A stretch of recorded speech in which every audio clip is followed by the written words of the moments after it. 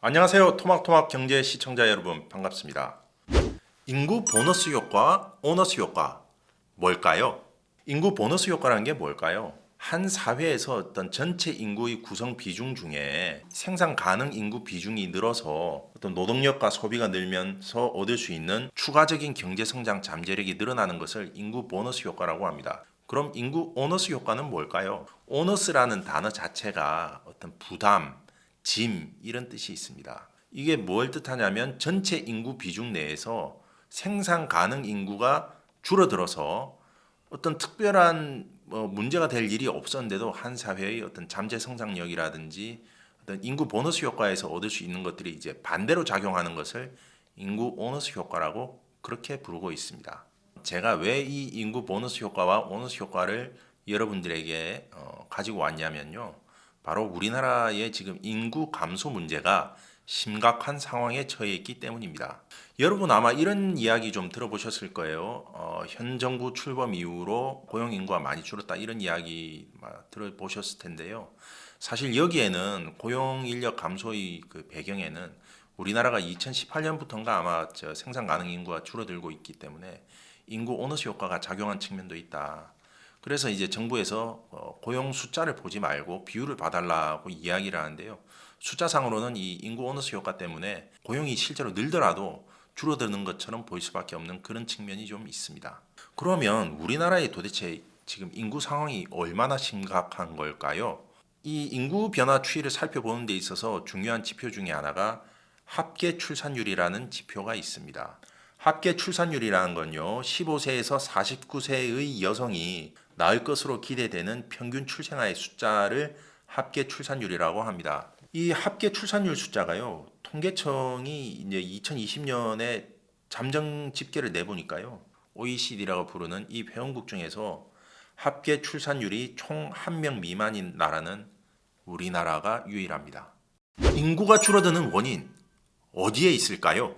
우리나라 인구 감소의 원인은 크게 세 가지로 이제 볼 수 있는데 하나는 인구학적 요인이 있고요. 사회 경제적 요인이 있고 혼인 및 출산에 대한 어떤 문화와 가치관의 변화 이 세 가지로 좀 나눠볼 수 있습니다. 어떤 인구학적인 요인이 있냐면 이 결혼하는 연령 자체가 지금 올라가고 있습니다. 2001년 초혼 연령이요. 남성은 29.6세, 여성은 26.8세였어요. 그런데 2019년에는 남성이 33.4세, 여성이 30.6세, 2, 3년 정도 초혼 연령이 올라갔습니다. 그리고 이제 결혼을 늦게 하니까 뭐 어떻겠습니까? 이제 출산도 당연히 이제 뒤로 밀리겠죠. 2005년에는 25에서 29 사이였는데 2015년에는 30에서 34살로 이제 뒤로 갔다고 합니다. 사회 경제적 요인은 뭐 여러분들 뭐 굳이 제가 설명 안 드려도 잘 아실 겁니다.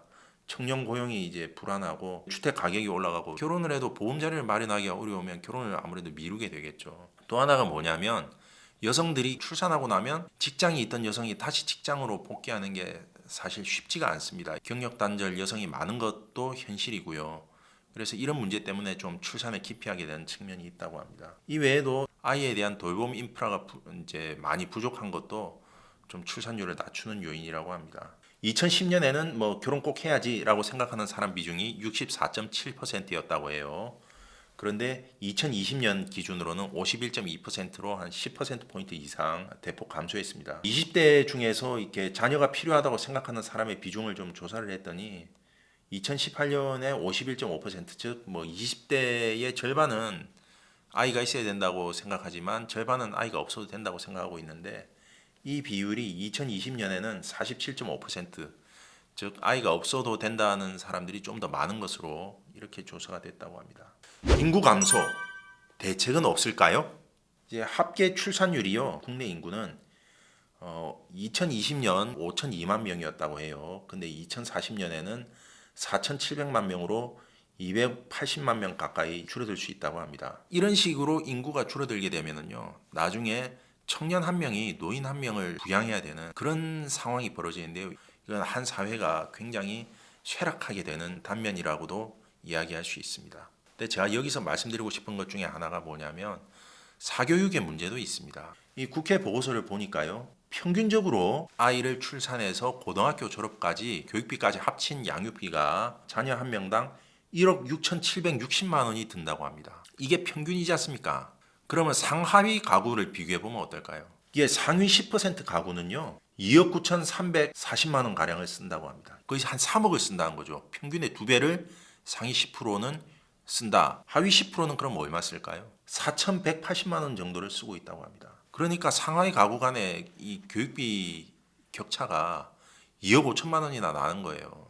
그러니 이런 상황에서 취업하기도 힘든 청년 세대들에게 아이를 낳으라 이렇게 이야기할 수 있을까요? 이거를 개인의 노력으로 과연 극복할 수가 있을까요? 이런 불합리한 현실 속에서 무조건 청년 세대에게 아이를 낳으라 이렇게 이야기할 수는 없지 않을까 하는 생각이 듭니다.